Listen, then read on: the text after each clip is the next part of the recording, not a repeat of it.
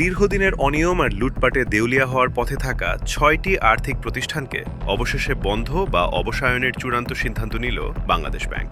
তবে শেষ সুযোগ হিসেবে ৬ মাসের সময় পেয়েছে আরও ৩টি প্রতিষ্ঠান।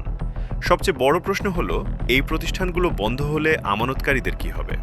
তাদের আটকে থাকা টাকা কবে নাগাদ ফেরত মিলবে? অবশেষে সব জল্পনা কল্পনার অবসান। দীর্ঘ সময় ধরে লাইফ সাপোর্টে থাকা ৬টি আর্থিক প্রতিষ্ঠানকে আর বাঁচিয়ে রাখা সম্ভব হলো না। মঙ্গলবার বাংলাদেশ ব্যাংকের পর্ষদ সভায় চূড়ান্ত সিদ্ধান্ত। First Finance, Premier Leasing, Far East Finance, Aviva Finance, Peoples Leasing এবং ইন্টারন্যাশনাল লিজিং এর কার্যক্রম গুটিয়ে ফেলা হবে। অর্থাৎ শুরু হলো এদের অবসায়ন প্রক্রিয়া।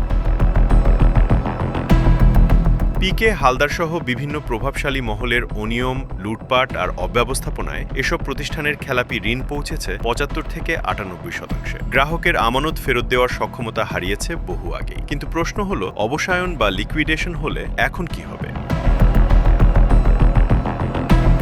বাংলাদেশ ব্যাংক জানাচ্ছে, এখন আদালত বা কেন্দ্রীয় ব্যাংকের নির্দেশে একজন অবসায়ক বা লিকুইডেটর নিয়োগ দেওয়া হবে। এই প্রতিষ্ঠানের যাবতীয় স্থাবর অস্থাবর সম্পদ বিক্রি করার ক্ষমতা থাকবে তার হাতে। সেই সম্পদ বিক্রির অর্থ এবং সরকারের দেওয়া বিশেষ তহবিল থেকে আমানতকারীদের পাওনা মেটানো হবে।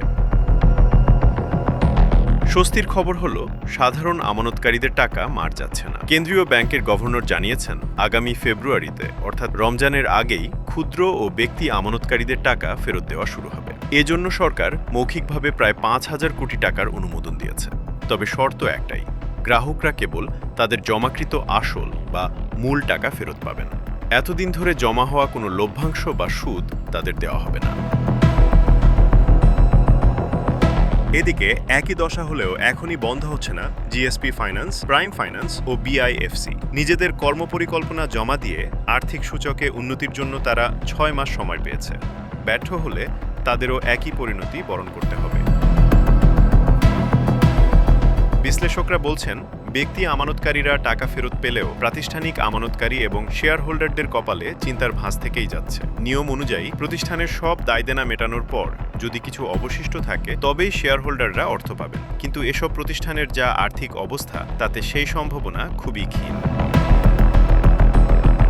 দেশের আর্থিক খাতে শৃঙ্খলা ফেরাতে এটি একটি নজিরবিহীন কঠোর সিদ্ধান্ত। কেন্দ্রীয় ব্যাংক স্পষ্ট বার্তা দিয়েছে, জনগণের আমানত নিয়ে ছিনিমিনি খেলা প্রতিষ্ঠানগুলোর আর কোনো অস্তিত্ব থাকবে না। তবে রমজানের আগে সাধারণ গ্রাহকরা তাদের আসল টাকা বুঝে পেলেই কেবল এই অবসায়ন প্রক্রিয়ার সার্থকতা মিলবে। অর্থ বাণিজ্য সংবাদ, ঢাকা।